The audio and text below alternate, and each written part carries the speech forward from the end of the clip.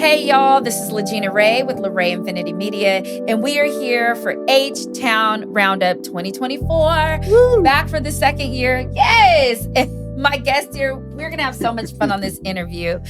Before we dive into it, I want you to lean into that mic and tell people who you are and what you do. We'll talk about your history a little bit later. Yeah, no, of course. Well, thank you for having me here. Absolutely. And proud to be part of H-Town Roundup 2024 here at Esperson Woo! as well. Woo! My name is Jessie Martinez. I'm the founder of LSA Global. We're a nonprofit focused on empowering Latino tech founders and the tech ecosystem. In addition, I'm also a venture partner for Vamos Ventures, which is a $50 million fund. And then also founding partner for Resolve Ventures, where we're creating new LPs from diverse communities investing in tech. I love it. Y'all, I just heard venture. So I just heard money, like that. Super exciting. So y'all listen to what he has to say, because not only have you are now on the side of funding, but you've been on the side of seeking funding and figuring it out and navigating. So I'm super excited about diving down that rabbit hole. So when you started, whenever that was, what did it look like? Because I know that one of the conversations that I've had the privilege of having sitting on a panel with you earlier in the week was just listening to your journey. And I don't think a lot of times people talk about that. Sometimes it just skips. It's like we started and then all of a sudden I'm a venture person and I'm saving the world, right? But I love I love how you just went bah. And I didn't feel like you were bragging about your resume, but versus letting people know that it was doable. Correct. And I think that's just part of the learnings over the years, is providing context when you meet someone. And especially when you're in the Bay Area, right? So when you're in Silicon Valley, what is your tech cred? What is your street cred? What's your cred? What's your tech It's so cred? important. And so, so my journey starts, so born and raised in Houston, HISD schools, Texas A&M, engineering. Eventually made my way out west in 97 to work for a startup. And so this is where everything begins. Employee 27, funded by Sequoia Capital, one of two pioneers in the web hosting services space. We were hosting Yahoo and Netscape. And from there, it became a rocket ship. In less than a year, we went from startup to part of a public company via 2 acquisitions. And guess what? I had stock options. Ooh. So we were trading at $35 a share. My strike price was 50 cents. And so back then, the joke used to be... Pause. Let's be fair. Talk about strike prices. Let's break things down a little bit for the audience so that they really understand what you just said, because that's phenomenal. Yes. Okay. Yeah. So let me back up. So strike price means what the cost of those options were for me to buy from the company and then sell eventually. So the strike price was 50 cents. And so it varies depending on what employee number you are, and then also how much time you've been there to see how much you get granted with respect to as an employee. And so the goal is in the Bay is to be, the earlier the employee you are, the more stock options you get, the more senior you are, the more grants you get as well. I think that's a good point, because when we're talking about one of the first conversations I have with founders is like a mentor, a business coach, whatever. Everybody calls it something different.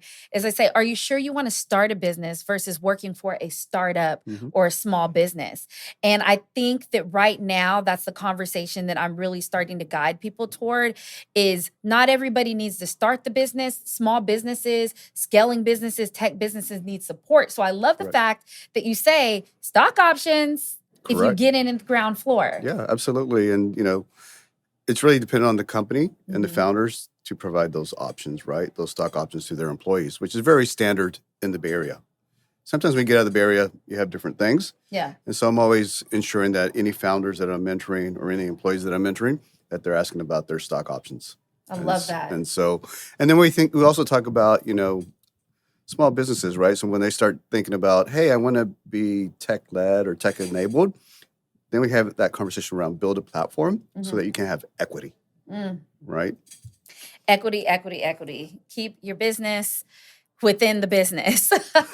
And I love that you say that, because like blue people, They're doing that. We just had a conversation with Blue People. Yeah. And so that feeds into this ecosystem. We talk about Houston and innovation and the ecosystem.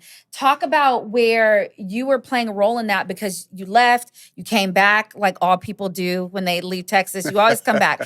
So Mom and barbecue. Yeah. And Tex-Mex as well. Tex-Mex. That's West Texas for me. Yeah. I didn't start eating lamb until I moved to Houston. Then all of a sudden it's like lamb is amazing. Those lamb it is chops. One of the best. Oh my gosh. The Yeah. shank. The lamb shank. There's 2 places I've had it. And I was just like, is this supposed to be real food? This is amazing. So delicious. But talk about how LSA Global plays a role, or is starting to integrate back into playing a role in the Houston ecosystem that is being built and talked about right here at H-Town Roundup. Yeah, absolutely. And let me share a few more points of context for you and the audience as well. So I end up leaving my startup, right? After that acquisition. And so I'm a 4-time founder. My last startup went through Salesforce. I was the first entrepreneur residence entering fall of 2016. So I had an acqui-hire exit out of that. What does that mean? That means that someone bought me out so that I could join their team and bring my talents and skills to their company. Yes. Did my time there, earned my equity, and left.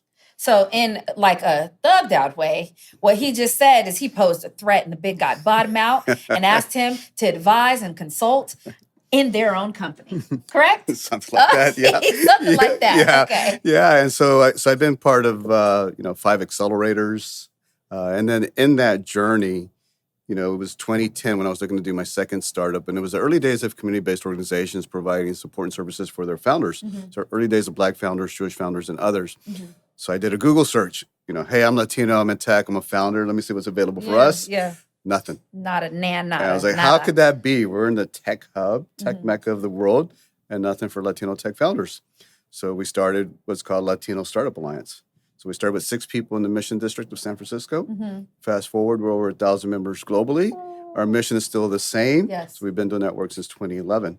And, I think I might have mentioned it before, but that work took me to the White House 4 times, Clinton Global Initiative twice, and then my biggest honor and blessing was going to Davos in January of 2020 as a delegate. Davos. What is that? So Davos is the global conference with world leaders that takes place in Davos, Switzerland. I love that. And that's always in late January.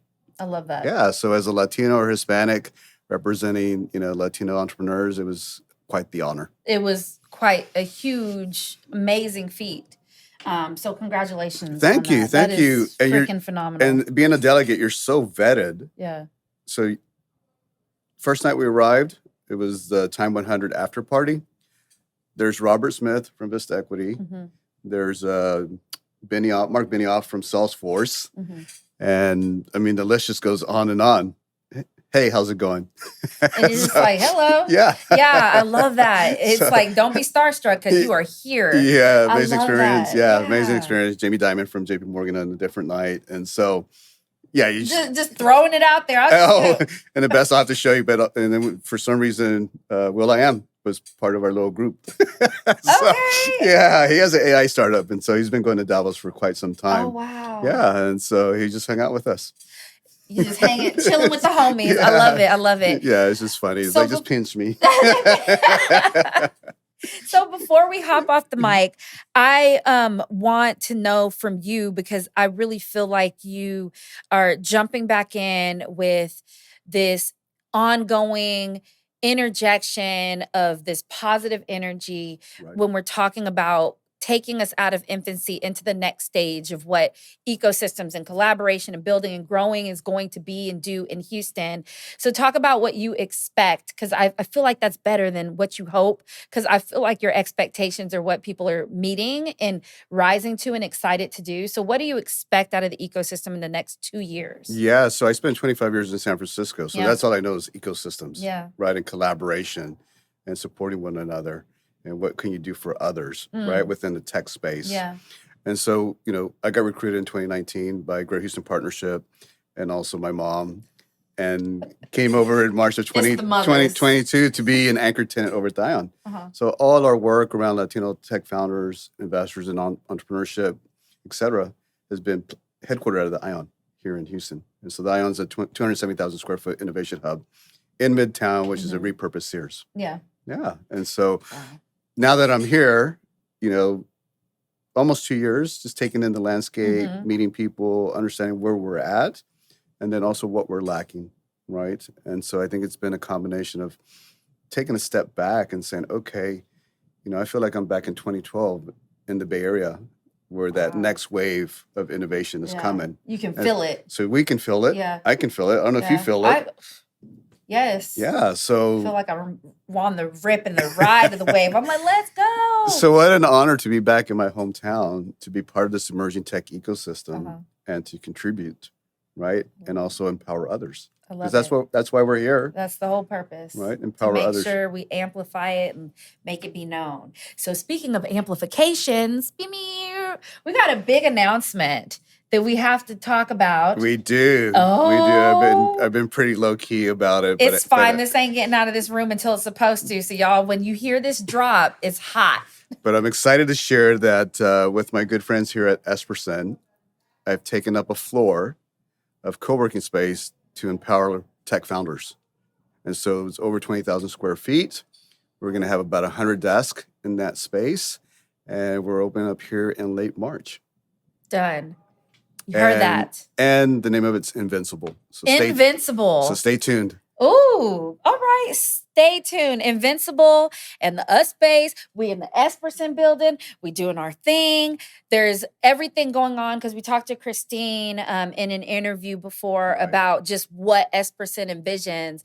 And it's the innovation. It's the women centricity. It's bringing in Latinos and Latinas. It's bringing in business owners. It's bringing in collaborative minds, all of that stuff. So I'm really excited that you're going to be up here in the building. Yeah, I guarantee lunch has to happen, all that kind of stuff. Yes. So I appreciate you taking time. No, thank you. Appreciate it. Yeah, absolutely. To talk about everything that you're doing, what you've done, and how, you know, I always say this thing on the backs of, right? And so I think it's so cool to be sitting down with somebody that not only you can stand on the shoulders of, but you're still doing things. Yeah, I love it. So it's super fun. Yeah, I love that. Yeah, roll up the sleeves and let's go. Let's go. Let's go. Yep, exactly. All right, y'all. My name is LaGina Rae, and I'm with LaRae Infinity Media. You just heard big announcements. You heard the knowledge dropping and everything else with my friend, Jessie Martinez.